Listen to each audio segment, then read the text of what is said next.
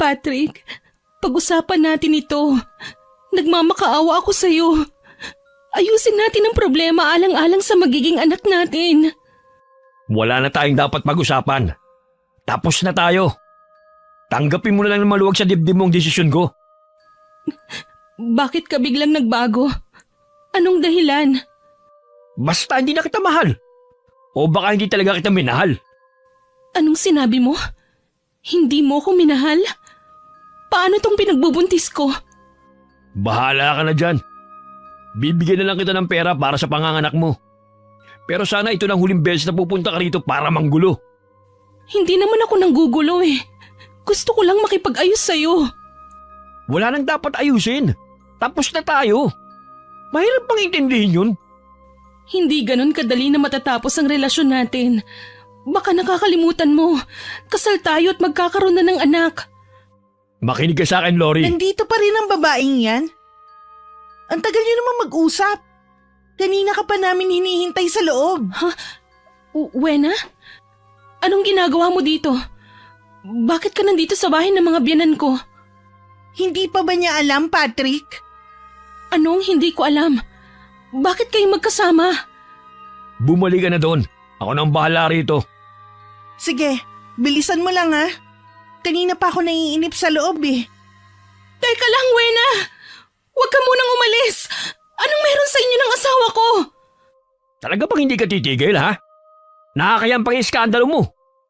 Huwag mong sabihin si Wena ang dahilan kung bakit gusto mo nang tapusin ang pagsasama natin. Umalis ka na lang. Nakikiusap ako sa'yo. Hindi ako aalis dito hanggat wala akong nakukuhang sagot sa'yo. Pinipilit mo ako, ha? Sige, kami na ni Wena.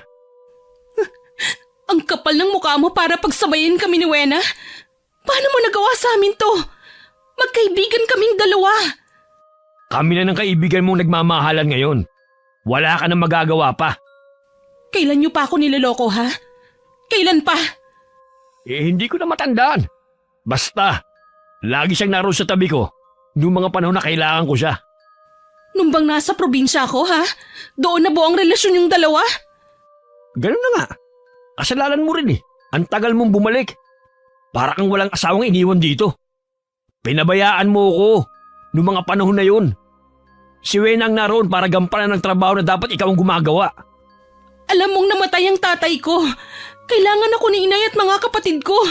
Hindi ba bago naman ako umalis, nag-usap pa tayo at pumayag ka naman na magtagal ako doon? Bakit parang sinisisi mo pa ako sa ginawa mong pagtataksil sa akin? Huwag na tayong magsumbatan, Lori. Tanggapin mo lang ang desisyon ko para matapos na to. Pwes hindi ako papayag. Ipaglalaban ko ang karapatan ko. Hindi ka pa rin umaalis dito. Talagang sinusubukan mo ako, ha? Aray! Ang tiyan ko! Wena, bakit mo siya tinulak? Kita mo namang buntis yung tao eh. Wala akong pakialam. Baka nga hindi sa'yo ang batang yan eh. Gusto lang ipaako sa'yo. Patrick, tulungan mo ako. Ang sakit ng puson ko. Baka mapano ang anak natin. Huwag mo siyang lalapitan. Umaarte lang ang babaeng yan. Tara na nga sa loob. Huwag niyo akong iwan dito sa labas. Maawa kayo sa akin. Tulungan niyo ako. Parang awa niyo na. Umalis ka na. Pabayaan mo na kami ni Patrick. Kami na ngayon ang nagmamahalan. Maawa ka, Wena. Huwag mong agawin sa akin ang asawa ko. Kailangan namin siya ng magiging anak ko. Talaga bang hindi ka makaintindi? Hindi ka na mahal ni Patrick. Kami na nga. Pilit akong tumayo pero napaupo muli ako dahil sa pagkirot ng tiyan ko. Blankong tingin naman ang ibinigay sa akin ng asawa ko habang sa pukong kumikirot kong tiyan. Hinila na rin siya ni Wena sa kamay at pumasok na sila sa loob ng gate ng bahay. Namilisbis muli ang luha sa mga mata ko habang sinusundan sila ng tingin. Magkahalong takot at pag-aalala ang nararamdaman ko ng mga oras na yun para sa dinadala ko. Kasalukuyan akong 5 buwan na nagdadalang tao at 2 taon na kaming kasal ni Patrick. 3 buwan din akong namalagi sa probinsya namin dahil namatay ang aking ama. Pagbalik ko sa apartment na inuupahan naming mag-asawa, ay iba na ang nakatira doon. May 1 buwan na daw ang pamilyang nakatira doon. Nang kausapin ko ang may-ari ng apartment, nagulat ito nang makita ko. Sabi nito ayon sa asawa ko, hindi na ako babalik pa. Kaya umuwi na siya sa bahay ng mga magulang. Nang maramdaman ko na hindi na kumikirot ang puson ko, lumapit ako sa may gate. Pero kahit anong lakas ng tawag ko, hindi na ko ulit hinarap ng asawa ko. Wala akong nagawa kundi umalis na lamang. Tila wala rin ako sa sariling naglalakad. Hindi ko na alam kung saan ako papunta ng mga oras na yon. Noon ko lang din napansin na madilim na pala ang paligid. Hindi rin pamilyar sa akin ang lugar na yon. Dahil sa biglang pagragasa ng takot sa dibdib ko, bigla na namang kumirot ang puson ko. Nanlalabo na rin ang paningin ko. Naalala ko na maghapon na hindi pa ako kumakain.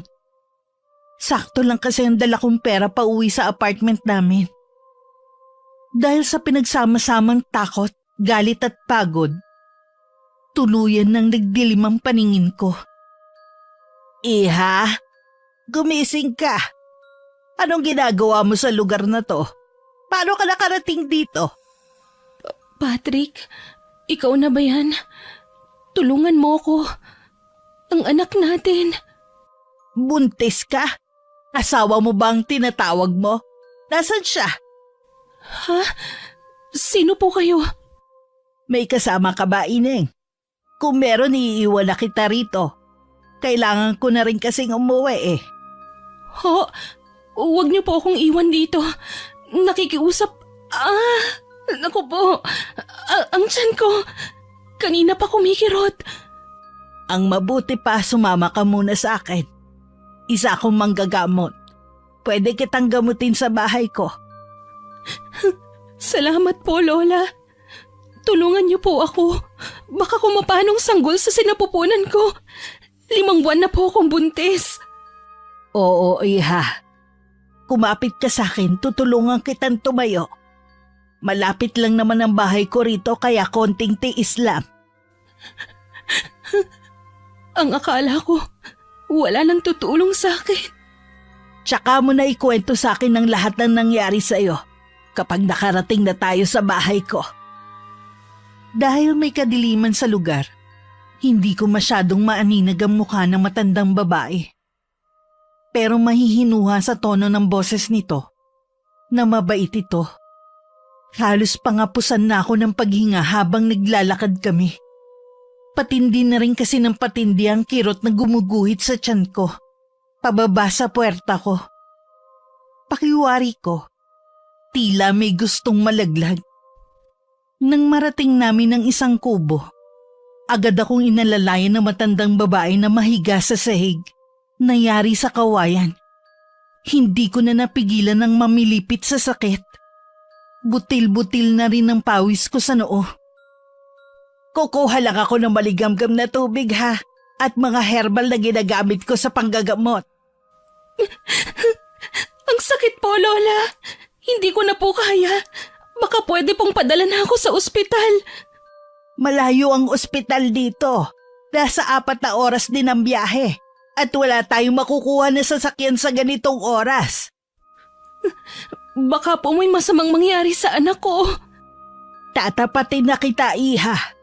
Sa tingin ko, malubhan na ang kalagayan mo. Hindi na natin maililigtas ang anak mo. Kanina ka pa kasi dinudugo. Hindi mo lang siguro nararamdaman. Hindi maaari. Ang anak ko, hindi siya maaaring mawala sa akin. Agad akong napatungo. Maraming dugo ang umaagos sa binti ko. Napasigaw na lang ako sa matinding takot. Nilapitan naman ako ng matandang babae at pilit na pinapakalma.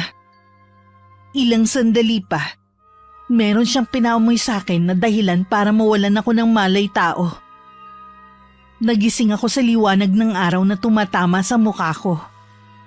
Napasulyap ako sa may bukas na bintana. Hindi rin pamilyar sa akin ang buong silid na yon. Ilang minuto muna bago rumihistro sa utak ko ang mga nangyari. Bigla kong hinawakan ng tiyan ko. Sa pagkatigagal ko, impis na yon. Hindi ko na napigilan ang mapabulalas ng iyak. Pumasok naman sa silid ang matandang babae at lumapit sa akin. Huminahon ka lang, iha. Makakasama sa iyo ang sobrang pag-iyak. Nasa na po ang sanggol sa sinapupunan ko? Bakit wala na siya? Patawarin mo ko, iha. Hindi ko na nagawa pang iligtas sa magiging anak mo sana. Maraming dugo na ang nawala sa iyo. Tsaka, wala nang pulso ang sanggol sa sinapupunan mo. Saan niyo po siya dinala? Inilibing ko siya sa likod nitong kubo. Nilagyan ko ng palatandaan para kung gusto mo siyang dalawin. Gusto ko po siyang puntahan. Kailangan mo munang magpalakas. Kumain ka muna. Hindi naman aalis ang puntod ng anak mo. Hindi po, Lola. Kailangan ko pong mapuntahan ang anak ko. Nagmamakaawa po ako sa inyo. Samahan niyo po ako sa anak ko. O sige, halika at aalalayan kita papunta sa puntod ng anak mo. Hindi naman kalayuan sa kubo ng matandang babae ang puntod na ginawa nito. Habang palapit, parang balon na walang tigil sa pag-agos ang mga luha sa mata ko. Nang makita ko ang kahoy na krus, napaluhod na lang ako sa lupa at ang iyak ko ay nauwi sa panaghoy. May ilang oras din na nasa harapan lang ako ng puntod. Hinayaan lang ako ng matandang babae na magdalamhati. Nung papalubog na ang araw, tsaka lang niya ako ulit nilapitan. Halika na muna sa loob ng kubo para makapagpahinga ka at makakain na rin. Kailangan mo mabawi ang lakas na nawala sa'yo. Ayoko pa po, Lola. Dito lang muna ako. Naiintindihan kita sa pagdadalamhati mo. Pero kailangan mo ring isipin ang kalusugan mo. Hindi biro ang pinagdaanan mo, ha? Sana po kasama na lang ako ng anak ko na nawala. Naniniwala ako na may iba ka pang misyon na gagampanan. Kaya ka nabuhay. Huwag mo sanang sayangin ang buhay ng anak mo. Bakit kailangan sa akin pa mangyari ang bagay na to? Alam kong hindi madali ang pinagdadaanan mo. Pero hindi kita pipilitin na magtapat sa akin. Ang gusto ko sumama ka muna sa akin para saluhan ako sa pagkain. Ako nga pala si Salud. Ako po si Lori. Napakagandang pangalan. Bagay sa maamo mong mukha. Sa pamimilit sa akin ni Lola Salud, napahinuhod na rin niya akong pumasok na kami sa loob ng bahay. Sinulyapan ko muna ang puntod ng anak ko bago ko sumama kay Lola Salud. Sa loob ng kubo, pinaupo lang ako ni Lola sa upuan habang sumasandok ito ng sopa sa kaserola. Tsaka lang ako nakaramdam ng gutom nang maamoy ko ang mabangon niluto nito. Kaya naman nang ilapag sa harap ko ang umuusok na mangkok ng sopas, sa nanginginig na kamay, dinampot ko na ang kubyertos at saka dahan-dahan sumubo. Kumain ka lang, meron pa sa kaserola. Niluto ko talaga yan para sa'yo. Salamat po, Lola. Dahil sa pagdadalamhati ko, hindi ko na po naramdaman ng gutom kanina. Pagkatapos mong kumain, inumin mo yung nilaga kong ugat ha at balat ng katawan ng puno. Mainam yun para bumalik ang nawalang lakas mo. Tsaka iwas binat na rin. Maraming salamat po, Lola, sa mga kabutihan ninyo sa akin. Wala yun, iha. Siya nga pala. Taga saan ka nga pala? Taga malayong probinsya po ako, Lola. Pero ang asawa ko, taga rito po. Siya nga po ang pinuntahan ko dito nang malaman kong wala na siya doon sa tinitirhan namin. Nasaan siya ngayon? Bakit pinabayaan ka niyang mag-isa sa bukana ng gubat? Sa bukana po ng gubat ninyo ko natagpuan? Kaya pala wala akong nakitang mga bahayan. Sa sobrang lalim ng iniisip ko, hindi ko na alam na nakarating na pala ako doon. Mabuti na lamang ginabi ako ng uwi at nadaanan kita. Madalas kasi maaga akong umuuwi. Kayo lang po bang nakatira sa kubo na ito? Ako nga lang. Nabanggit mo na taga rito ang asawa mo. Nagkita na ba kayo? Pinalayas niya po ako. Tinapos na po niyang lahat sa amin. Nagawa niyang palayasin ka habang buntis? Opo, wala na po siyang pakialam sa amin ng anak niya. May bago na po siya. Ang tinuring ko pang kaibigan, yung pala nga sa akin balang araw. Ay, sobra na talaga ang kasamaan ng mga tao ngayon. Maselan po ang pagbubuntis ko. Pero sa kagustuhan kong makita ang asawa ko, bumiyahe po ako ng 10 oras. Tapos ito lang palang mapapala ko. Bakit hindi ka na lang umuwi sa probinsya niyo? Uuwi din po ako sa amin. Sa ngayon po, ayoko munang magpakita sa pamilya ko ng ganito ang kalagayan. Naiintindihan ko. Kung wala ka ng ibang mapupuntahan, bukas ang bahay ko para sa'yo. Maaari kang dumito hanggat gusto mo. Salamat po, Lola Salud. Marunong po ako sa gawaing bahay at masipag po ako. Salit ba naman itong kubo ko Kayang-kaya ko na ang mga gawain dito. Ang gusto ko magpalakas ka at muling bumangon. Umiyak ka lang hanggat gusto mo. Pero ayokong habang buhay kang iiyak sa poder ko. Mahirap pong gawin pero sisikapin ko. Huwag mong hayaan na malugmok ka sa kalungkutan dahil sa ginawa ng asawa mo. Hilingin mo sa anak mo na gabayan ka niya. Ngayon na isa na siyang anghel. Opo. Nandito lang ako para tulungan ka makalimot sa mga pinagdaanan mo. Marahan naman akong napatango sa mga tinura ni Lola Salud. Pinahid ko rin ang mga luhang na malisbis sa magkabilang pisngi ko. Hindi na rin naman siya umimik at nang sulyapan ko siya, abala na siya sa pagkain niya. Itinuon ko na rin ang atensyon ko sa kinakain ko. Dahil gutom, humingi pa ako ng isang mangkok ng sopas. Ilang sandali pa, madilim na sa labas ng kubo. Tanging huni ng mga kuliglig at iba pang panggabing insekto ang maririnig sa buong paligid. Nang sulyapan ko ang kalangitan, ni isang bituin ay wala akong makita. Nakatago din ang buwan sa likod ng mga ulap. At ang tanging tumatanglaw sa amin ng gabing yun ay ang liwanag sa aandap-andap na gasera. Kasing lungkot ng gabing yun ang nararamdaman ko. Bago ko matulog, isang basong herbal ang pinainom sa akin ni Lola Salud. Sabi niya para daw maging masarap ang tulog ko sa gabing yun. Kinabukasan magaan na ang pakiramdam ko na bumangon ako. Naabutan ko si Lola Salud na nasa banggerahan sa labas ng kubo nito. Kumusta ang tulog mo, Iha? Maayos naman po, Lola Salud. Salamat po sa pinainom niyo sa akin. Magaang na po ang pakiramdam ko ngayon. Heto, inumin mo muna habang mainit pa. Mainam to para sa'yo. Sige po, salamat. Maupo ka na riyan. Malapit na rin ako makaluto. Baka po meron akong pwedeng itulong sa inyo. Ayoko naman pong maging pabigat. Paglagay ka na lang ng plato at kubyerto sa mesa. Pinagsaluhan namin ni Lola Salud ang bagong saing na kanin, tuyo at itlog. Kahit ako sa sarili ko nagulat dahil naging magana ako sa pagkain. At tila nanumbalik na rin ang lakas na nawala sa akin. Naisip ko baka yung pinapainom sa akin ni Lola Salud ang dahilan. Nang matapos ang aming almusal, ako na nagpresenta na maghugas ng pinagkainan namin.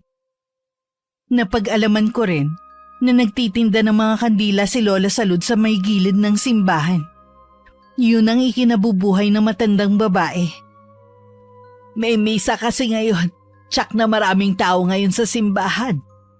Gusto ko po sanang sumama kaya lang natatakot ako na makita ko ang asawa ko. Malapit lang kasi ang bahay ng mga magulang niya sa may simbahan eh. Pwede ka namang sumama sa akin para hindi ka mainip. Meron ako diyang alampay. Pwede mo yung gamitin na pantakip sa mukha mo. Talaga po? Sige po, Lola. Sasama na ako. Basta kapag nandun tayo, huwag ka na lang munang magkikikilos ha. Kaya gusto rin kitang isama dahil alam ko mag-iisip ka lang dito. Hindi ko rin po kasi maiwasan eh. Masyadong masakit sa akin ang nangyari. Nauunawaan ko. Sige na, maghanda ka na. Pinahiram na rin ako ni Lola Salud ng ilang damit at ng alampay niya. May kaba pa rin ako sa dibdib ko, pero nilakasan ko na lang ang loob ko. Itinanim ko na lang sa isip ko na wala akong dapat ikatakot. Dahil ako ang biktima at sila ang may malaking atraso sa akin. Habang papunta nga kami sa simbahan, panayanling ako sa paligid. Nakahinga lang ako ng maluwag nang marating namin ang pwesto ni Lola Salud sa may gilid ng simbahan. Tinulungan ko na rin siyang ayusin ang mesa na pinapatungan niya ng mga panindang kandila. Dinagsa na rin ng mga maninimba ang pwesto namin para bumili ng kandila. Napansin ko na maraming suki ang matandang babae. Tuwing tinatanong siya kung sino ako, iisang naging sagot niya sa mga yun. Naapo niya akong nagbabakasyon dito.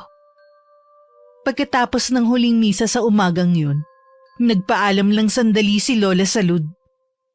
Pagbalik nito, may dala na siyang supot ng pagkain.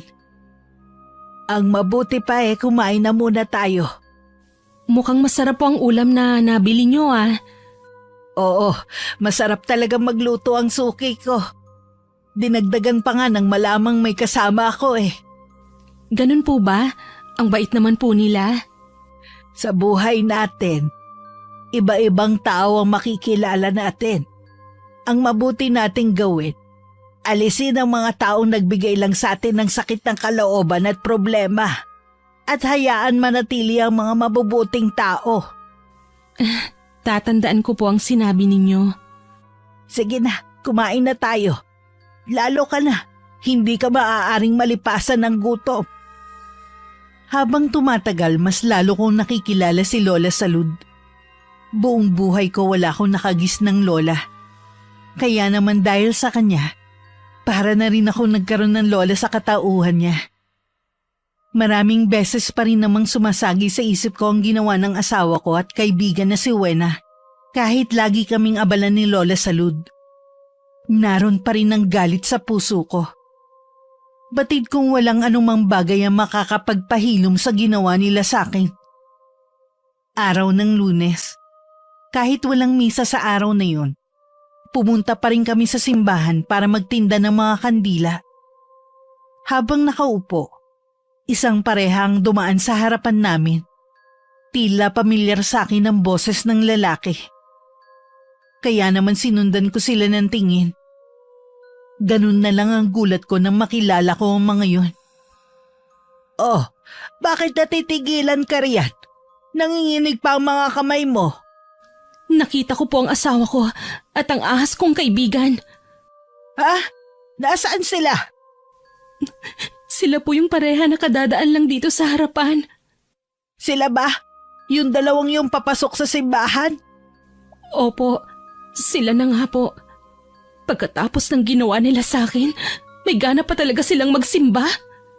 Sa mahigit na 3 dekada kong pagtitinda ng mga kandila, ngayon ko lang sila nakita rito. Baka ito ang kauna-unahang pagkakataon na pumasok sila ng simbahan. Hindi naman po talaga pala simba si Patrick kahit nung nagsasama pa kami. Mabuti pa si Wena, nasamahan niyang pumasok sa simbahan. Samantalang ako. Huwag ka nang umiyak. Huwag mong sayangin ang mga luha mo sa mga walang kwentang tao. Lola, palapit po si Patrick sa atin. Baka bibili ng kandila. Kumalma ka lang dyan. Ako na ang bahala. Lola, pabili nga po ako ng 2 kandila. Ito, iho, ang kandila mo. Salamat to. Huwag niyo na po akong suklian. Sa inyo na po yan. Salamat, iho. Hindi ko maiwasan na lihim na lang mapaismid sa tinuran na yun ng asawa ko.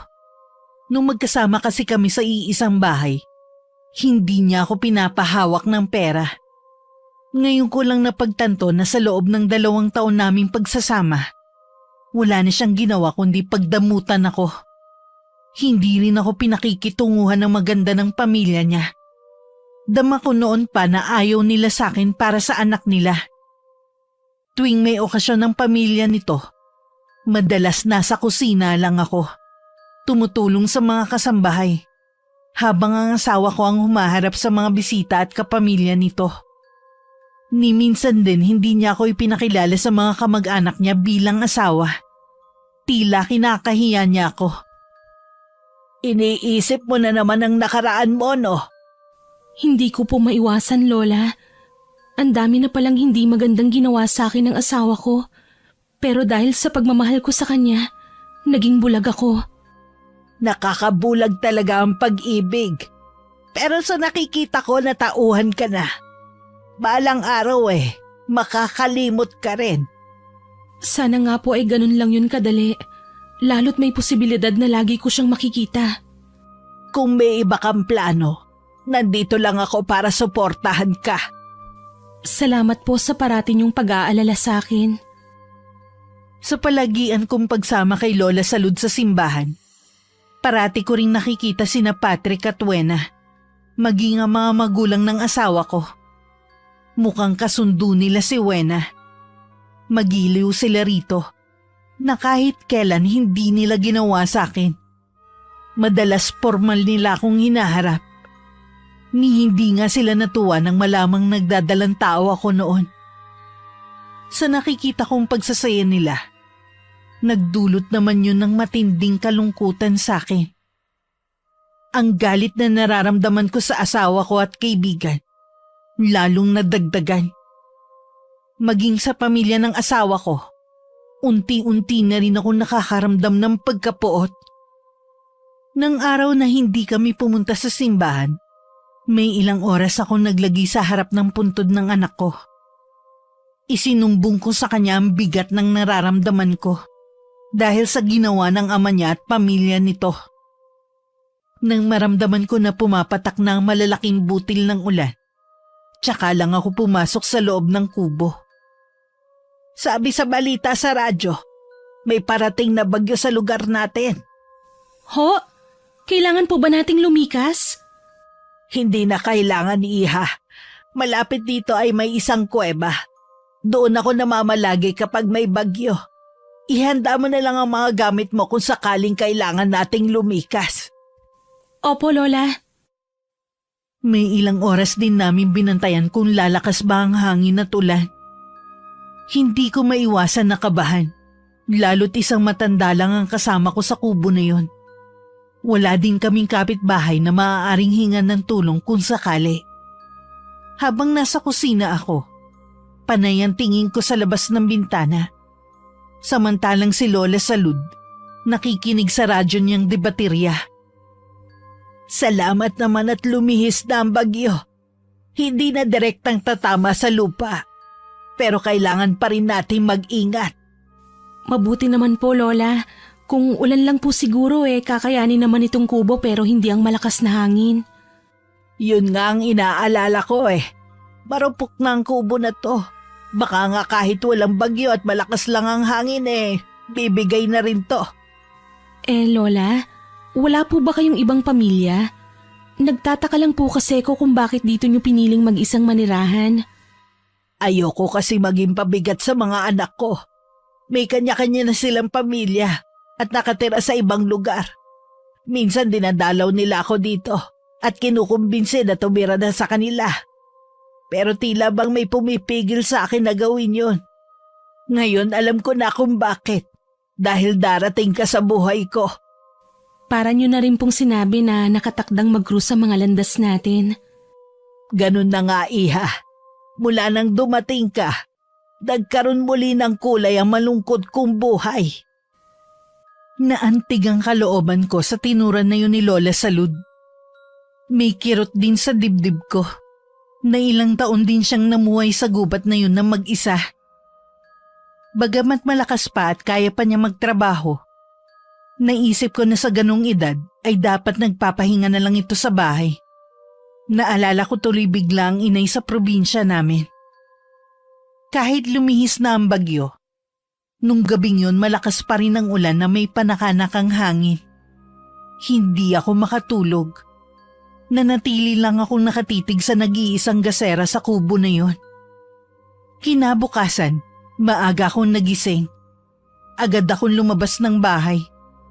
Napansin ko agad ang napakaraming naglaglagan ng mga dahon at putol na sanga sa lupa. Sandali ko lang yun sinulyapan at saka dumiretso na ako sa puntod ng anak ko. Halos matabunan na yun ang mga dahon at sanga. Nilinisan ko lang yun at tinayos ang krus na kahoy.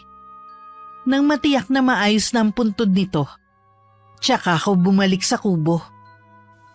Hindi ba nasira ang puntod ng anak mo ng malakas na ulan? Hindi naman po, Lola.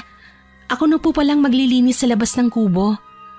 O sige, pero humigop ka muna ng mainit na kape bago ka mag-umpisa. Sa kabila ng mga nangyari, masaya naman ako sa piling ni Lola Salud. Pero may kahungkagan pa rin akong nararamdaman. Sa tuwing nakikita ko kasing magkasama ang asawa ko at ang itinuring kong kaibigan, lalo kong nararamdaman ng galit sa puso ko.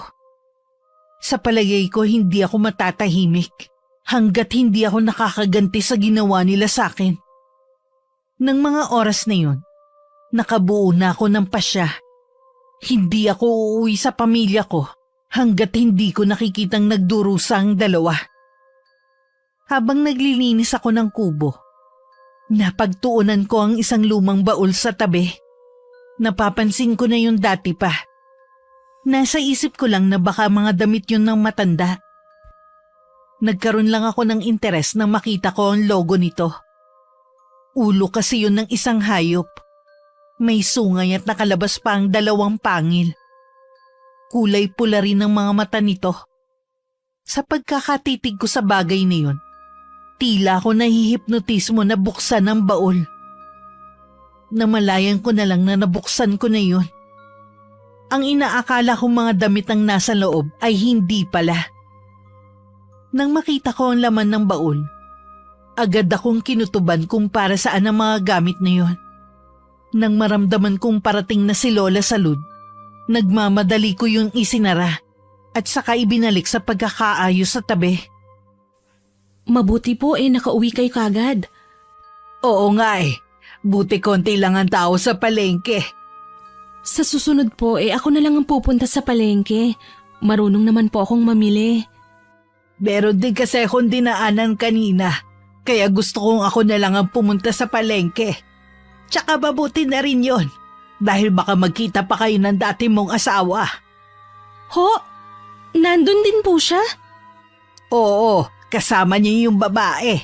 Nakasalubong ko sila. Nakilala pa nga ako ng asawa mo at binati ako.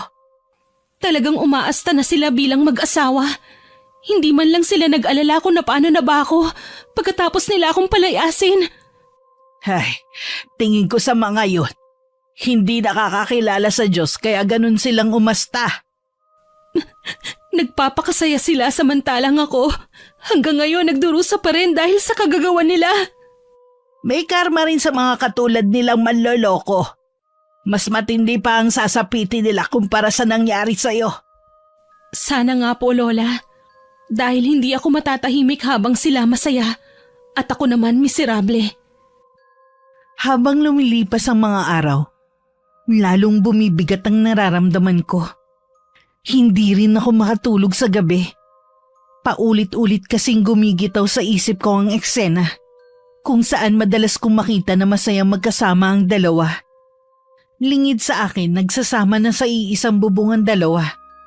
Parehong suportado ng kani-kanilang pamilya ang relasyon nila. Wala akong kamalay-malay. Habang nasa probinsya ako at nagluluksa sa pagkamatay ng ama ko, unti-unti na akong sinisiraan ng asawa ko sa pamilya niya. Para may dahilan siya na hiwalayan ako. Sa kabila na masaya na ang asawa ko sa piling ni Wena, may pagkakataon pa rin na binabagabag siya ng konsensya niya. Katulad na lamang ng gabing yun. Nagising siya ng alanganin sa oras. O anong iniisip mo? Wala naman. Bakit gising ka pa? Kilala kita. Hindi ka babangon ng 10 oras ng gabi para magyosi. Si Lori bang iniisip mo? Hindi naman siya mismong iniisip ko eh. Kundi magiging anak namin. Malamang umuwi na yun sa kanila. Wala naman siyang ibang tutuluyan dito eh. Hindi ko maiwasan na makonsensya sa ginawa ko sa kanya. Paano kung may masamang nangyari sa kanila ng anak ko? E di sana may nakarating na sa iyong balita. Malit lang ang lugar na to. Para wala kang mabalitaan kung may masamang nangyari sa kanya. Siguro nga muni lang siya sa probinsya nila. Kaya hindi na nagpakita sa atin. Sayang nga lang at hindi tayo pwedeng magpakasal. Sabi mo naman dati ang mahalaga lang sa'yo, magkasama tayo at hindi ang makasal sa akin. Ay, sinabi ko nga yun. Pero naisip ko na masarap siguro na maglakad papasok sa simbahan habang nakatrahe de boda. Hanggang pangarap ka na lang. Yan ang bagay na hindi ko may bibigay sa'yo. Alam mo sa umpisa pa lang kasal ako kay Lori. Oo na, hindi mo kailangan ipamukha pa sa akin. Sinasabi ko na ang totoo. Hindi mo kailangang mainis. Ako pa rin naman ang panalo sa amin ni Lori. Kasal nga siya sa'yo. Hindi naman kayo ang magkasamang dalawa. Ang mabuti pa matulog na lang tayo. Huwag na nga natin pag-usapan yan. Nagpatiunan na sa pagpasok si Patrick sa loob ng kwarto nila. Sumunod na rin naman agad si Wena sa kanya. Kinabukasan kahit kulang sa tulog, maaga pa rin gumising si Patrick para maghanda ng almusal nilang dalawa. Hindi niya kasi maaasahan sa ganung bagay si Wena. Katatapos lang niya magluto nang bumangon nito. Tayo nang kumain. Mamaya pala, sa bahay ng mga magulang ko tayo magtatanghalian. Bakit ba kailangan natin laging pumunta sa bahay ng mga magulang mo? Mabuti nga nakasundo mo kaagad sila eh. Samantalang si Lori hindi nila magustuhan. Ay, Lori na naman. Bakit pa napapansin ko tuwing nababanggit kong pangalan ni Lori, lagi kang iritable? Huwag mo na lang kasi siyang banggitin para hindi uminit ang ulo ko. Oh, saan ka pupunta? Nakahanda ng almusal natin. Hindi ako nagugutom. Matutulog na lang ako ulit. Naiiling na lang si Patrick na sinundan ng tingin si Wena. Siya na lang din mag-isang kumain ng agahan. Hindi rin sila natuloy ng araw na yun sa pagpunta sa bahay ng mga magulang dahil biglang sumama ang pakiramdam ni Wena. Buong maghapon lang sila sa bahay. Hindi lang maamin ng asawa ko kay Wena na ilang gabi na siyang hindi makapagkatulog. Lagi kasi siyang nananaginip tungkol sa umiiyak na sanggol. Samantala, maagang umalis si Lola sa lud ng araw na yun. Kaya nagawa kong pakialaman muli ang laman ng baul. Isa-isa ko yun inilabas at saka tiningnan. Maging ang lumang libro na naroon. May palagay ako na nakapaloob sa libro ang tungkol sa iba't ibang klase ng kulam na maaaring gawin. Lori! Anong ginagawa mo riyan? Ha? Lola, bakit po kayo bumalik? May nakalimutan po ba kayo? Bakit hawak mo ang libro na yan? Ibalik mo ang mga yan sa loob ng baul. Nakita ko naman po lahat. Alam ko po kung para saan ito. Sa susunod, huwag kang basta-basta mangingialam sa mga gamit ko nang walang pahintulot ko. Pasensya na po, Lola. Nadala lang ako ng kuryosidad ko. Hindi mo alam ang panganib na pwedeng idulot ng ginawa mo. Ano po bang mangyayari sa akin? Tiningnan ko lang naman po. Nararamdaman ko na punong-puno ng galit ang puso mo ngayon dahil sa ginawa ng asawa mo at kaibigan. Nababasa ko sa mga mata mo na gusto mong maghiganti. Pero wag ang paraan na naiisip mo. Alam ko po na mali, pero wala na po akong naiisip na paraan para makaganti sa kanila. Ipaubaya mo na lang sa may kapalang lahat ng bigat ng dibdib mo. Siya na ang bahalang magparusa sa mga taong nagkasala sa'yo. Tulungan niyo naman po ako. Tanging kayo na lang ang makakatulong sa akin para maisagawa ko ang gusto kong paghihiganti. Matagal ko nang kinalimutan ng tungkol sa bagay na yan. Patawad, hindi kita matutulungan. Tuluyan ng gumuho ang natitira kong pag-asa sa sagot na yun ni Lola Salud. Nang iwan niya akong mag-isa, napaiyak na lang ako sa isang tabi. Itinago na rin ni Lola Salud ang baol. Hindi ko alam kung saan niya yun dinala. Hindi rin naman nagbago ang pakikitungo sa akin ni Lola.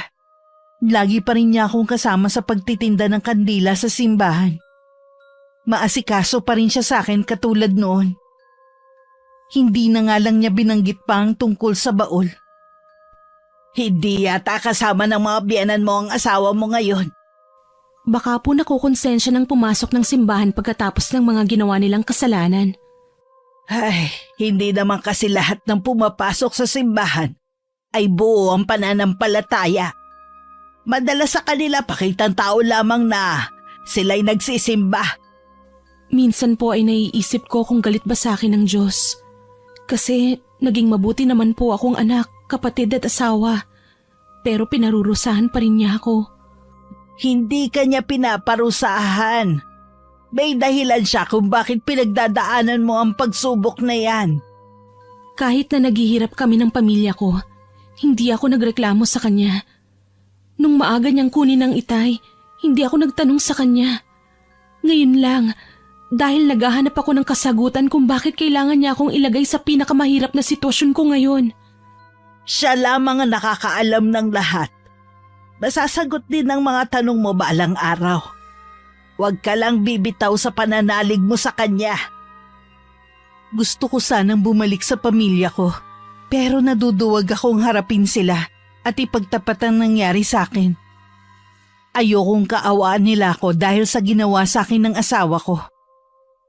Nang sumunod na araw, galing ako ng palengke. Hindi ko alam na magkikita kami ni Patrick. Pareho pa kami nagkagulatan na dalawa. Akmang iiwas ako nang bigla siyang humarang sa daraanan ko. Akala ko umuwi ka na sa inyo. Bakit nandito ka pa? Hindi ba wala na tayo? Kaya wala ka nang pakialam kung ano man ang ginagawa ko dito. Saan ka nakatira ngayon? Wala ka namang kaibigan dito ah. Wala akong panahon para sagutin ang mga tanong mo. Nagmamadali ako ngayon. Teka lang, bakit impis na ang tiyan mo? Nanganak ka na ba? Pero imposible. Nalaglagang ipinagbubuntis ko. Ha? Nakunan ka? Nakunan ako dahil sa inyo. Kayo ni Wena ang dahilan kung bakit nawala ang anak ko. Baka naman sinadya mong ipalaglag. Tapos kami ang sisisihin mo. Ang kapal ng mukha mo. Kasalanan niyo kung bakit nawala ang anak ko. Pagbabayaran niyo ng mahal ang ginawa niyo. Sisiguraduhin ko na hindi kayo magiging masaya. Tumigil ka. Sa tingin mo kaya matatakot ako sa mga sinasabi mo? Masaya na kami ni Wena ngayon. Kahit ano pang gawin mo, hindi mo kami mapaghihiwalay. Magsaya lang kayo hanggang gusto niyo. Darating din ang araw na lahat ng sakit na naranasan ko dahil sa inyo, doble ang magiging balik. Nang sa tingin ko nasabi ko na ang lahat ng gusto kong sabihin kay Patrick, tumalikod na ako at naglakad palayo. Tsaka lang ako napahagulgol ng iyak nang malayo na ako. Hinawakan ko pa ang dibdib ko. Dahil pakiwari ko, sasabog yun sa sobrang bigat. Namumugto ang mga mata ko na halatang galing sa pag-iyak. Kaya agad na nagtanong si Lola Salud kung ano nangyari sa akin. Ipinagtapat ko naman sa kanya ang hindi sinasadyang paghaharap namin ng asawa ko. Posible talagang magtagpo kayo dahil maliit lang ang lugar na to. Ang kapal ng mukha niya para sabihin na masaya na sila ni Wena. Samantalang ako, nagdurusa pa rin hanggang ngayon at nangungulila sa pagkawala ng anak namin. Tahan na iha, wala ka nang ginawa kundi umiyak nang dahil sa lalaking yon. Kung alam ko lang sana na puro paghihirap lang ng kalooban ang ibibigay niya, hindi na sana ako sumama sa kanya. Tinalikuran ko noon ang pamilya ko sa panahon na kailangan nila ako para lang sa pagmamahal ko sa kanya. Tapos ito lang palang mapapala ako. Kung ang makaganti sa kanila ang makakapagpalubag ng iyong kalooban, tutulungan na kita kung paano makakaganti sa kanila. Talaga po ba, Lola Salud? Oo, iha. Kaya tumahan ka na. matutuldukan na rin ang paghihirap mo. Sa sinabing yun ni Lola Salud, kahit papano nabuhayan ako ng pag-asa para makaganti sa 2 taong nanakit sa akin. Samantala, nadatnan ni Wena si Patrick na tila malalim ang iniisip. Hindi kasi nito naramdaman ang pagdating niya. Nang hawakan niya pa ito sa balikat, nagulat pa ito nang lumingon. Dumating ka na pala. May problema ka ba? Kasi kanina, nagkita kami ni Lori. Saan mo siya nakita? Nagkasalubong kami sa daan. Ibig sabihin may tinutuluyan siya dito? Akala ko pa naman umuwi na siya sa kanila. Yun din ang akala ko eh. May isa pang nakakabiglang nangyari sa kanya. Ano naman? Nakunan siya. Tayong sinisisi niya sa nangyari sa kanya. Bakit tayong sisisihin niya? Siya tong may dala ng anak niya. Nakunan siya dahil sa ginawa natin sa kanya. Galit na galit rin siya sa atin. Mabuti na rin siguro na nawala ang magiging anak ninyo para hindi na siya maghabol sa'yo. Ano ba'y sinasabi mo ha? Anak ko ang nawala. Talaga bang wala man lang awa dyan sa puso mo? Nangyari na. Wala na tayong magagawa pa. Tsaka magkakaanak din naman tayo eh. Ang magiging anak na lang natin ang alagaan mo at mahalin mo. Hindi sumagot si Patrick sa mga sinabi nito. Labis pa rin siyang binabagabag dahil sa nangyari sa magiging anak sana namin. Si Wena naman, hindi mapigilan na mapangiti dahil sa wakas, masosolo na rin niya si Patrick. Matulin na lumipas ang mga araw. Naging maingat ako para hindi na muli ako makita ni Patrick. May mga pagkakataon na lagi ko pa rin silang nakikita ni Wena. Pero puro galit na lang ang nararamdaman ko sa kanya. Tuluyan nang nawala ang natitirang pagmamahal ko sa kanya. Minsan nakita ko sila na galing simbahan. Napansin ko na maumbok ang tiyan ni Wena. Natitiyak ko na nagdadalang tao na ito ng mga sandaling yun. Hindi ko napansin na napakuyom na lang ang kamao ko. Ibang klase rin ang asawa mo, no? Pagkatapos niyang abandonahin kayo ng anak mo, heto siya magiging ama muli sa ibang babae. Hindi po ako papayag na maging masaya sila. Kung ano ang nawala sa akin, dapat yun din ang mawala sa kanila. Hindi kita masisisi na napuno na ng galit ang puso mo nang dahil sa kanila. Dahil sa ritual na ginagawa ni Lola Salud, hindi yun kinaya ng katawan ni Wena. Nalaglag din ang batang nasa sinapupunan nito. Labis ang pighati nito at maging si Patrick sa pagkawala ng magiging anak nila. Mula noon tila wala na sa sariling katinoan si Wena. Lagi lang siyang nagkukulong sa kwarto nito. Ayaw makipag-usap kahit kanino. Sumagi tuloy kay Patrick na baka karma na yun sa kanila. Wena, pwede pa naman tayo ulit gumawa ng baby. Sabi ng doktor, wala daw naging problema. Kahit ilang pang anak na gusto natin, pwede. Kasalanan ni Lori to. Siya ang dapat sisihin kung bakit nawala ang magiging anak sana natin. Bakit naman siyang sinisisi mo? Wala naman siya dito eh. Sigurado kung pinapanalangin niya na sana makunan din ako para pareho na kami. Kalimutan na natin si Lori. Matagal na akong walang balita sa kanya. Hindi ako matatahimik hanggat hindi ako nakakaganti sa kanya. Tama na. Tayo may atraso sa kanya, hindi siya. Kung nawala man ang anak natin, dahil karma sa atin yun. Siya nagbigay sa atin ng kamalasan. Napapahagod na lang sa sariling buhok si Patrick. Hinayaan niya muna na umiyak lang si Wena para mailabas nito ang bigat sa dibdib. Tsaka niya nilapitan para aluin. Sa tulong ng kani-kanilang pamilya, nalampasan ni Wena ang pagdadalamhati sa pagkawala ng anak nila. Makalipas lamang ang ilang buwan, muling nagdadalang tao si Wena. Ngunit sa pagkagulat ng lahat, patay na ang sanggol nang ilabas ito sa sinapupunan ng ina. Hindi lang ang mag-asawa ang labis na nagdalamhati, maging ang kani-kanilang pamilya. Tila ba may sumpang bumabalot sa kanilang pagsasama. Habang nagdadalamhati sila, nagsasaya naman ako. Matindi ang naging kabayaran sa mga ginawa nila sa'yo. Kulang pa po yun sa paghihirap na naranasan ko. Sa tingin mo kaya, hindi pa sapat yun para masabing nakaganti ka na? Ay, sa totoo lang po, Lola Salud, hindi pa po ako nasisiyahan sa nangyari sa kanila. Paalala lang, Iha. Kung ano ang ginawa mo sa kapwa mo, yun ang babalik sa'yo. Handa na po ako sa pwedeng mangyari sa akin. Wala na naman pong mawawala pa sa akin. Hangad ko pa rin ang kaligayahan mo. Sa tingin ko, bagong pag-ibig lang ang makakapaghilom sa nasaktan mong puso. Kung iniisip niyo po na magmamahal akong muli, malabo na pong mangyari yun. Naiintindihan kita, Iha. Pero ang payo ko sa'yo, huwag mong isara ang puso mo sa panibagong pag-ibig. Habang abala ko sa pagtulong kay Lola Salud, wala naman akong kamalay-malay sa sitwasyon ng mag-asawa. Napapadalas ang kanilang pag-aaway mula nang mamatay ang anak nila sa pangalawang pagkakataon. Kahit maliit na bagay, pinagtatalunan nilang dalawa. Saan ka pupunta? Sa lugar na tahimik at hindi ko maririnig ang pagbubunganga mo. Sawa ka na pala sa bunganga ko eh. Mabuti pa nga maghiwalay na lang tayo. Mabuti pa nga, maghiwalay na tayo. Ano? Talagang iiwan mo ko? Seryoso ka? Eh, hindi ba yun naman ang gusto mo? Pagkatapos kitang piliin, pagkatapos kitang ipaglaban, ito pa ang mapapala ko sa'yo.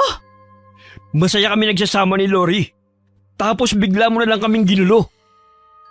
Ginusto mo rin naman na iwan siya. Bakit ako lang ang sinisisi mo?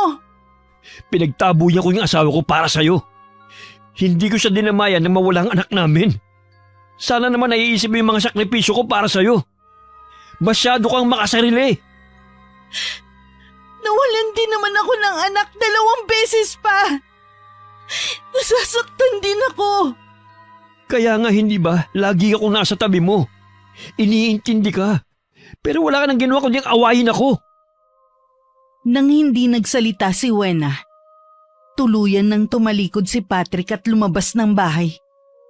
Pumunta muna siya sa bahay ng mga magulang at doon nagpalipas ng gabi. Kinabukasan, pinayuhan siya ng ama na bumalik sa kanilang bahay at makipag-ayos kay Wena. Sinabi rin ng ama ni Patrick na may palagay ito na baka may nagbigay ng sumpa sa kanilang pagsasama. Hindi naman naniniwala si Patrick sa sinabi nito, pero sinunod pa rin niya na umuwi sa kanila.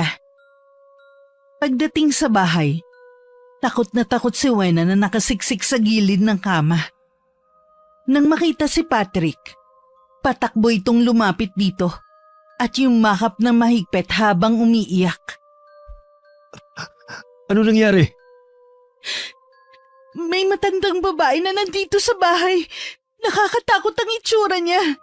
Kung ano-ano ang binibitiwan niyang salita sa akin.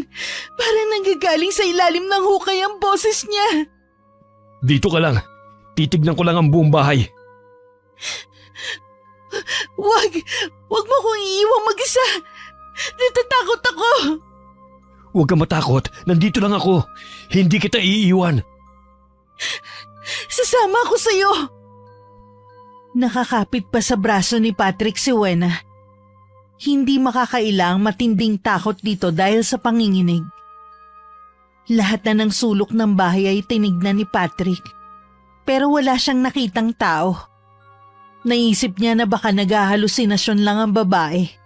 Dahil sa nangyari dito, napansin din niya na nanlalalim ang mga mata nito at magulo ang buhok. Tanda na wala itong tulog. Sinamahan na lang ni Patrick ito sa kwarto at tinabihan sa kama. Agad naman nakatulog si Wena. Nang magising ito, magaan na raw ang pakiramdam. Huwag mo na ako ulit iiwan, Pat, ha? Baka bumalik ulit yung matandang babae eh. Pangako, hindi na kita iiwan mag-isa rito sa bahay. Ano bang itsura ng matandang babae? Sobrang kulubot na yung balat niya. Lubog ang mga mata at nakalugay ang mahabang buhok na parang nililipad ng hangin. Meron siyang sinasabi na hindi ko maunawaan. Hindi ka naman malikmata ka lang. Baka dahil sa sobrang pag-iisip mo. Kung iniisip mo nasisiraan na ako ng bait, nagkakamali ka. Wala akong iniisip na ganun. Kahit hindi mo sabihin, yun ang iniisip mo sa akin. Nag-aalala ako sa'yo. Ang laki na ng pinagbago mo eh. Biglang napatingin si Wena sa katapat na salamin. Malaki na nga ang ipinagbago niya dahil nawala na ang ningning sa mga mata niya. Nanlalalim na ito at humpak na rin ang pisngi. Tingin niya malaki ang tinanda ng mukha niya. Nang ibalik niya ang mga mata kay Patrick, puno yun ng pag-aalala. Mula nun sinikap niyang ayusin ang sarili. Bigla rin kasi siyang natakot na baka iwan siya ni Patrick. Yun ang ayaw niyang mangyari. Naaalala rin niya ako bigla na minsan nang naging magkaibigan. Samantala, nakarating sa akin ang nangyayari sa kanilang dalawa ngayon. Salamat sa alagang ibon ni Lola Salud. Lahat ng kilos nila ay nalalaman namin. Maaasahan talaga ang alaga kong uwak. Pinipilit pala nilang ayusin ang kanilang pagsasama. Baka nga kailangan ko ng sumuko. Alam kong hindi madali nakalimutan ang nangyari. Pero tama ka na kailangan mo ng sumuko. Ay, bakit kaya may mga tao na kahit may itim ang budhi ay pinagpapala pa rin? Hindi naman lahat ng biyaya ay nagmula sa itaas. Huwag mong isipin na habang buhay silang pagpapalain. Balang araw sisingilin din sila. Tila meron pang naisabihin si Lola Salud. Gusto ko pa sana siyang tanungin tungkol sa sinasabi niya, pero tumalikod na ito. Labis pa rin ako nalulungkot sa pagkawala ng anak ko. Pero kailangan ko pa rin bumangon alang-alang sa kanya. Kaya naman sinimulan ko ang pagbabagong buhay sa pamamagitan ng paghahanap ng trabaho. Paraan ko na rin yun para maiwasan na makita ang asawa ko at si Wena. Ngunit sadyang mapagbiro ang tadhana. Sa bago kong pinapasukan bilang kahera, ay nagkita kami ni Wena. Kita mo nga naman ang pagkakataon. Dito pa pala tayo magtatagpo. Huwag kang manggugulo dito. Tahimik ako nagtatrabaho. Ha? Sino ka para sabihin sa akin yan? Bakit hindi ka pa umuwi sa inyo? Huwag mong sabihing umaasa ka pa rin na babalikan ka ni Patrick. Hindi siyang dahilan kung bakit hindi pa rin ako umuwi sa probinsya. Tsaka hindi ko kayo ginugulo. Huwag mo talaga kaming guguluhin. Dahil malilintikan ka sa akin. Ikaw na nga tong nang agaw ng asawa. Ikaw pa talagang galit? Talaga bang ganyan nakakapalang mukha ng mga tulad mo? Dahil maraming tao ng mga oras na yun, marami ang nakarinig sa aming pagtatalo. Halos lahat ng tao ay napatingin bigla sa sinabi ko. Kitang-kita sa mukha ni Wena ang pagkapaya. Pagkatapos niya akong titigan na matalim, saka siya umalis. Hanggang uwian, nakakaramdam pa rin ako ng inis sa dati kong kaibigan. Lingid sa akin, hanggang sa bahay ni Lola Salud, ay sinundan niya ako. Hindi yata maganda ang araw mo. Nagkita po kami ni Wena sa pinagtatrabahuhan ko. Talaga? Sa dami ng lugar doon pa talaga. Siya na nga po itong may malaking kasalanan sa akin. Siya pa ang galit. Ibang klase ring babae, no? O sige, huwag ka nang mainis. Alam mo ba na marami na ulit mga bagong bulaklak na tumubo sa may burol? Baka gusto mong pitasin para ilagay mo sa puntod ng anak mo. Sige po, Lola. Pupunta po ako ngayon. Buti po sinabi niyo, gumanda kahit papano ang araw ko. Nagpalit lang ako ng damit pambahay at saka lumabas sa may kusina para pumunta sa may burol. Si Lola Salud naman ay agad na palis ang ngiti sa labi dahil sa panauhin na bigla na lang dumating. Siya na mismo ang lumabas sa kubo para harapin ang bagong dating. Tinignan pa siya nito mula ulo hanggang paa. Alam mo, parang pamilyar ka sa akin. Nagkita na ba tayo dati? Nagtitinda ko ng mga kandila sa simbahan. Baka doon mo ako nakita. Tama. Ikaw nga yung binilhan ni Patrick ng kandila noon. Anong kailangan mo? Wala akong kailangan sa inyo. Si Lori ang gusto kong makausap. Sino ka mo? Ha, wag na ho kayo magkaila pa. Alam kong dito nakatira si Lori. Wala siya rito, kaya makakaalis ka na. Ang tanda niyo na nagsisinungaling pa kayo. Anong sinabi mo? Hindi ko yata gusto ang tabas ng dila mo, iha. Huwag mo nang itago ang babaeng yun. Sinabi nang wala siya rito eh. Hindi ako aalis dito hanggat hindi mo inilalabas ang babaeng yun. Akala ko pa naman matapang siya. Magtatago lang pala siya sa isang matandang hukluban. Ganyan ka ba pinalaki ng mga magulang mo, ha? Walang modo at delikadesa. Nagawang mang-agaw ng asawa ng iba. Ah, nakwento na pala sa inyo ni Lori. Siguro nagpaawa siya sa inyo, no? Umalis ka na. Baka kung ano pa ang magawa ko sa'yo. Sinabi ko nang hindi ako aalis dito hanggat hindi ko nakakausap si Lori. Itinulak pa niya si Lola Salud na napasadsad sa lupa. Pagkatapos walang paalam na pumasok sa kubo. Lahat ng sulok tiningnan nito. Lumabas pa siya sa may kusina pero hindi niya ako nakita. Nang balikan niya si Lola Salud, nakatayo na ito at masama ang tingin sa kanya. Biglang naalala ni Wena ang matandang babae noon na nagpakita sa kanya. Ikaw ang matandang babaeng yun. Ikaw ang nanakot sa akin. Umalis ka na dito kung ayaw mo mapahamak. Isa kayatang mangkukulam. Nakisabuatan ba sa'yo si Lori para takutin ako, ha? Hindi ka ba talaga aalis? Inuubos mo ang pasensya ko. Nahintakutan naman si Wena nang biglang umihip ang malakas na hangin. Napaatras na lamang siya sa matinding takot. At saka nagmamadaling umalis sa lugar na yun. Pagdating sa bahay nila, agad niyang ikinuwento kay Patrick ang nangyari. Ano? Pinuntahan mo si Lori? Oo, gusto ko lang namang malaman kung saan siya nakatira eh. Alam mo bang isang mangkukulam ang kumukup sa kanya? Yun ang matandang babae na nagpakita sa akin noon. Ano bang sinasabi mo? Hindi na ako nagtataka kung si Lori din ang may kagagawan kung bakit namatay ang mga anak natin. Pwede ba, Wena? Hindi yun magagawa ni Lori. Tsaka, walang mangkukulam sa lugar na ito. Maniwala ka sa akin, Pat. Nagsasabi ako ng totoo. Mangkukulam ang matandang yun. O sige, ganito na lang. Para matahimik ka na. Magtatanong-tanong ako sa mga taga rito kung sino ang matandang babae na yon. Gawin mo. Alang-alang sa magiging anak natin. Buntis ka na ulit? Oo, kaya kailangan mong gumawa ng paraan para maprotektahan mo kami na magiging anak natin. Pinaghalong saya at pag-aalala ang nararamdaman ni Patrick ng mga sandaling yun. Para mapanatag ang kalooban ni Wena, nagtanong-tanong siya tungkol kay Lola Salud. Yung mga lehitimong tagaroon ng pinagtanungan niya ng impormasyon dito. Hindi niya inaasahan ng malalaman na labis niyang ikinagulat. Pumunta rin siya sa kubo kung saan kami nakatira ni Lola Salud. Nagkataon ako lamang ang nandun nang dumating siya. Anong ginagawa mo dito? Nandyan bang matandang babaeng kasama mo? Wala si Lola Salud dito.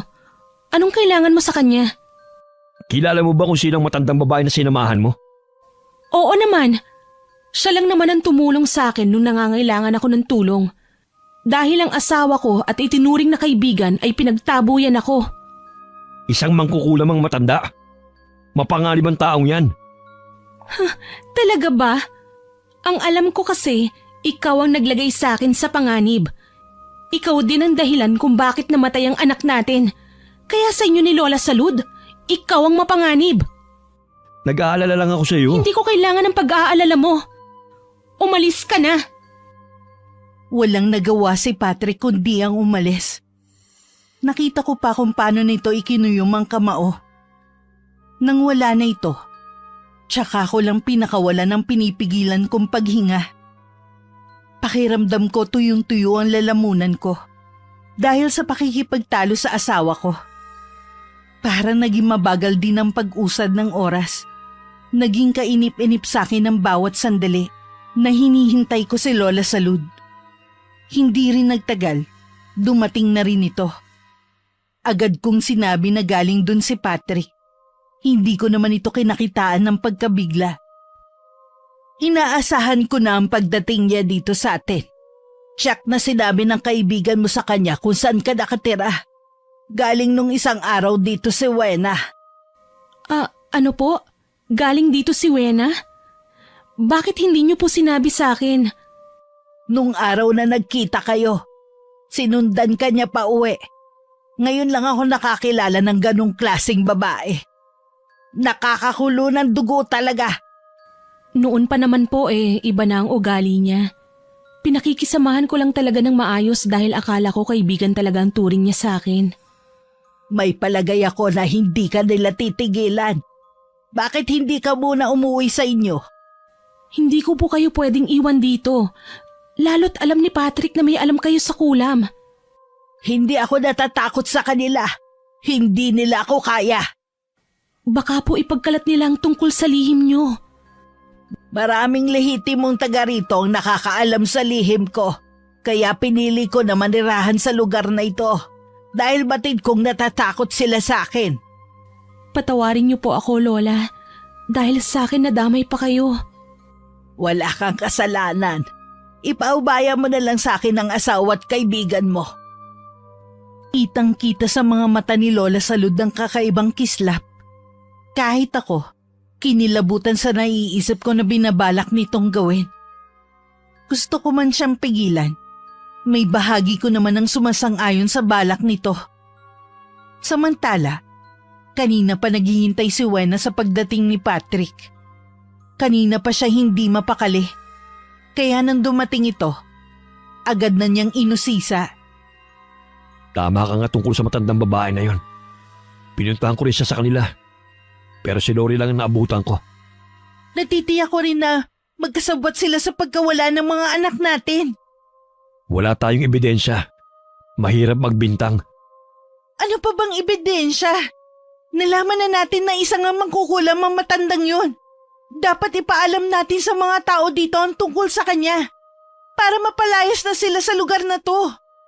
Hindi ganun kadali ang gusto mong mangyari. Hayaan mo na lang ba na muling mapahamak ang magiging anak natin? Hindi ko hahayaan na mawala muli ang anak natin. Huwag ka mag-alala. Hihingi ako ng tulong sa mga magulang ko. Nang kausapin nga ni Patrick ang mga magulang, kinumpirma nga ng mga to na totoong mangkukulam ang matandang babae.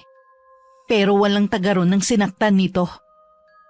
Dahil na rin sa pakiusap ni Patrick, kumausap ang ama nito ng mga taong pwedeng tumulong sa kanila para mapaalis si Lola Salud sa lugar na yon.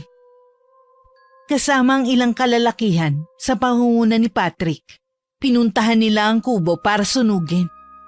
Binuhusan nila ang buong paligid ng gasolina at saka sinindihan. Dahil sa pag-aakalang lalabas kami kapag natutupok na ang kubo, walang pag-aalinlangan na sinunog nila yon. Ngunit sa pagtataka nila, malapit nang maabo ang kubo pero hindi kami lumabas. Inakala ni Patrick na kasama kami sa natupok sa sunog. Lingid sa kanya, bago pa sila magtungo sa kubo, batid na namin ang kanilang plano. Dahil sa tulong ng alagang ibon ni Lola Salud, nagawa naming makaalis bago pa matupok ang kubo. Sumusobra na talaga sila. Paanong nagawa ni Patrick ang sunugin ng tinitirahan natin? Matitikman nila ngayon ang galit ko. Ano po ang gagawin ninyo? Saan na po tayo pupunta ngayon?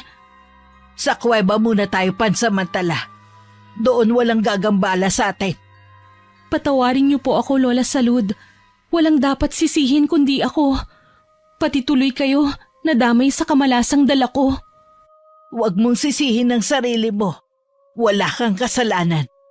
Tara na sa kuweba na sinasabi ko sa'yo. Napilitan na rin tuloy akong huwag pumasok sa trabaho. Hanggang dun kasi, hindi ako tinatantanan ni Wena. Kahit nakakainip ang pamamalagi sa kuweba, wala naman ako mapagpilian. Gusto ko man umuwi na lamang sa amin, Hindi ko naman maatim na iwan si Lola Salud. Napamahal na rin kasi sa akin ng matandang babae. Habang nasa ganun kaming kalagayan, nagsasaya naman si Wena dahil sa nangyari sa amin. Hindi niya mapigilan ng tumawa ng malakas. Walang nakakatawa sa nangyari. Masyado ka namang seryoso. Sana nga kasamang natupok sa kubo ang dalawang yon. Hindi sila kasama. Pinatignan ko kung may katawan. Pero wala silang nakita. Nasaan kaya sila ngayon? Baka tuloy nang umalis sa lugar na ito. Di ba yun naman ang gusto mo? Hindi kasi tayo matatahimik kung nandito pa rin sila. May bigla lang ako naalala. Kapag nalaman nilang tayong nasa likod ng pagkasunog ng kubo nila, baka balikan tayo ng matandang babae. Oo nga no. Paano kung kulamin niya tayo? Sana naman hindi niya gawin sa atin. Anong gagawin natin? Ayoko mamatay. Paano ang anak natin? Hindi ko alam. Sana naisip mo yan bago ka gumawa ng desisyon. Bakit ba ako na lang lagi ang sinisisi mo? Ikaw naman to sumunog ng kubo nila. Dahil yun ang gusto mo. Hindi ka rin kasi nag-iisip eh. Ako pa talaga hindi nag-iisip ha. Ang layo talaga ng ugali mo kay Lori. Kahit na kailan, hindi ako nung sinabihan ng masasamang salita. Huwag mo nga mabanggit-banggit pa ang pangalan ng asawa mo. Matiim lang siyang tinitigan ni Patrick at saka lumabas ng bahay. Nanatili muna siya doon para sumagap ng hangin. Sa pagpaling niya sa puno sa gilid ng bahay, noon lang niya napansin ang isang uwak. Biglang sumagi sa isipan niya na lagi na nga pala niyang nakikita yon. Minsan na sa may bintana pa nila nakadapo to. Bigla niyang naalala ang isang kwento nung bata pa siya. Ang mga mangkukulam daw ay may mga alagang hayop. Minsan daw pusa o di kaya naman ibon. Ang mga ito daw ang nagiging mata ng mangkukulam para malaman ang bawat galaw ng taong kukulamin nila. Sa naisip biglang pumasok sa loob ng bahay si Patrick. Naabutan pa niyang gising si Wena at naiinis pa rin sa kanya. Wala na tayong kawala sa galit ng mangkukulam. Ha? Anong ibig mo sabihin? Napapansin mo ba ang itim na ibon na lagi nasa paligid nitong bahay? Oo, minsan pa nga nandyan sa may bintana natin eh. Alaga yun ng mangkukulam. Binabantayan ng ibon na yun ang bawat galaw natin. Kaya lahat ng masamang plano natin, alam ng matandang yun at ni Lori. Anong gagawin natin ngayon? Hihingi ako ng tulong sa mga magulang ko. Nakabalatay pa rin ang matinding takot sa mukha ni Wena sa natuklasan tungkol sa ibon na laging nakabantay sa kanila. Agad naman nagpatawag ng albularyo ang mga magulang ni Patrick. Sinuri silang dalawa, ngunit labis silang nadismaya sa tinura nito. Matagal na raw gumagapang sa kanilang sistema ang sumpang iginawad ng mangkukulam. Wala na raw itong magagawa para matulungan sila. Ang tanging magagawa daw nila ay humingi ng kapatawaran kay Lola Salud. Pero dahil nagtatago kami, hindi nila kami matagpuan. Ilang araw pagkatapos, nakunan muli sa ikatlong pagkakataon si Wena. Sa pagkakataong yun, hindi na ito nakabawi pa ng lakas. Tuluyan na siyang bumigay at nasiraan ng bait. Sa kabila nun, hindi pa rin tumigil ang kulam dito. Hanggang sumusuka na ito ng mga maliliit na insekto na hindi malaman kung paano yun napunta sa loob ng katawan nito. Lahat ng yun ay nasaksihan ni Patrick. Tuluyan na rin naging bato ang puso ko. Hindi ko na pinigilan ang ginagawa ni Lola Salud na pagpapahirap sa kanila. Wala na po si Wena. Binawian na po siya ng buhay kahapon. Hindi ka ba natutuwa at patay na ang karibal mo? Ay, ang totoo po niyan, wala na po akong pakialam sa kanila. Tuluyan na po akong namanhid. Mas gusto ko na lang pong mawala sila sa buhay ko. Huwag ka mag-alala. Tuluyan na rin silang mawawala sa landas mo. Pagkatapos matatahimik na rin ang kalooban mo. Kaya lang Lola Salud, napapansin ko po na habang tumatagal bumabagsak ang katawan ninyo. Huwag mo kong alalahanin. Napagod lamang ako. Kapag natapos na ako sa ginagawa ko, uuwi na ako sa mga anak ko. Ganon din ang gawin mo. Umuwi ka na sa pamilya mo. Alam ko sabi ka na rin na makasama sila. Opo, Lola. Kapag naghiwalay na po tayo, tiyak na mamimiss ko po kayo. Ako din, Iha. Mula nang mapunta ka sa pangangalaga ko, itinuring na kitang apo ko. Hindi ko na napigilan ng sarili ko na yakapin si Lola Salud. Napakabuti niya sa akin. Sayang nga lang, sa ganun pa kami nagkakilala. Nahiling ko pa na sana totoong lola ko siya. Nang mga sumunod na araw, muli ko naisipan na maghanap ng trabaho para makaipon kahit papano bago umuwi sa probinsya namin. Hindi sinasadyang nagkita kami ng biyenan kong lalaki. Malungkot ang mga mata nito nang tumitig sa akin. Ang hindi ko inaasahan, ang pakiusapan ako nito na sumama rito. Malubha na raw si Patrick. Sumama naman ako para kahit sa huling sandali ay makita ko man lang ang asawa ko. Sabi niya dinapuan ng malubhang sakit ang asawa ko. Nang makarating kami sa bahay nila, dinala agad ako ng asawa nito sa kwarto ni Patrick. Nakaratay na lamang ito sa higaan at payat na payat ang katawan. Ngumiti ito nang makita ako. Salamat naman at pinaunlakan mo kung makita ka kahit sa huling sandali. Kaya lang naman ako nandito dahil sabi ng tatay mo malala ka na. Bakit mo hiniling na makita ko? Gusto ko lang na personal na humingi sa'yo ng kapatawaran sa lahat ng mga ginawa ko sa'yo. Alam ko hanggang ngayon, galit ka pa rin sa akin. Kalimutan na natin ang nangyari. Malapit na rin akong umuwi sa amin. Doon, makakapagbagong buhay na ako. Malayo sa mga mapapait na nangyari sa akin dito. Maganda yung plano mo. Pasensya ka na kung hindi ko natupad ang pangarap ko na makabuti ng pamilya. Hindi ka na dapat nagsasalita pa. Magpahinga ka na lang. Sa nakikita ko sa'yo, naglaho na ang pagmamahal mo sa akin. Kahit konting simpatiya, wala na akong mabanahag sa'yo. Tuluyan na siguro kung nilamon ng galit dahil sa mga ginawa mo sa akin. Manhid na ako. Naiintindihan ko. Kung wala ka nang sasabihin pa, aalis na ako. Salamat ulit dahil pumayag ka na makipagkita sa akin. Nang lumabas ako ng kwarto, naabutan kong umiiyak ang mga biyenan ko. Lumapit sila sa akin at humingi ng kapatawaran sa hindi magandang pakikitungo nila sa akin noon. Tumango lamang ako at saka nagpaalam na rin. Kinabukasan na balitaan ko na pumanaw na rin si Patrick. Lungkot lang ang naramdaman ko nang makarating sa akin ng balitang yon. Si Lola Salud naman ay lalong bumagsak ang katawan. Hinihintay na lang din namin na sunduin siya ng kanyang mga anak. Gusto kong iwan sa iyo ang aklat na ito. Nakapaloob dyan ng mga kaalaman sa kulam. Ikaw na ang bahala kung ano ang gagawin mo riyan. Tago ko po ito para sa inyo bilang alaala. Sana po ay magkita pa tayo ulit. Sa tuwing makikita mo ang alaga kong ibon, lagi mo lang isipin na nasa malapit lamang ako at ginagabayan ka. Opo, Lola. Mag-iingat po kayo at alagaan niyo po lagi ang sarili niyo.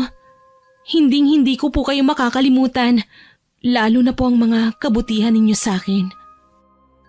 Nang araw ding yun dumating ang anak ni Lola para sunduin siya. Nang paalis na sila, hindi ko na napigilan na tumulo ang luha ko. Kakaibang lungkot ang nararamdaman ko ng mga sandaling yun. Pinuntahan ko rin ang puntod ng aking anak. Puno na yun ng mga ligaw na bulaklak na sadya kong itinanim. Nagpaalam na rin ako sa kanya at hiniling na gabayan niya ako. 1 linggo na ako sa probinsya namin nang may isang taong dumating. Ang pakilala nito ay kaibigan ni Patrick. Gusto lamang daw nitong sundin ang huling habilin ng asawa ko. May malaking halagang iniwan sa akin para magamit ko sa pagbabagong buhay ko. Hanggang makaalis ang kaibigan nito, hindi pa rin ako makapaniwala na gagawin yun ng asawa ko. Sa paglipas ng mga taon, naging maayos man ang buhay namin ng pamilya ko dahil sa perang iniwan ng asawa ko. Hindi pa rin ako matahimik dahil bahagi pa rin ako ng kulang na nangyari sa kanya. Wakas. Patrick, pag-usapan natin ito.